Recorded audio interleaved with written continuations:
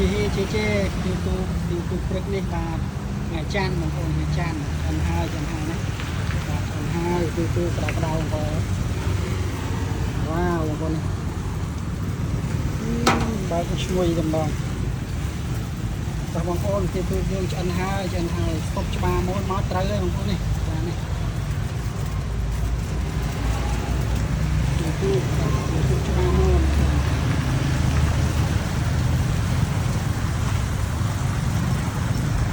យើងចរាចរណ៍លើដងផ្លូវបាទគាត់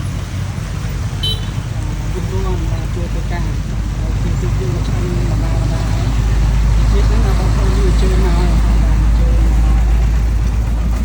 កទៅខាងទៅព្រឹកទៅម៉ោង6កន្លះ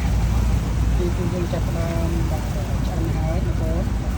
អាចជួយមកពិសាបានគុណទីវីដេអូក្រោយ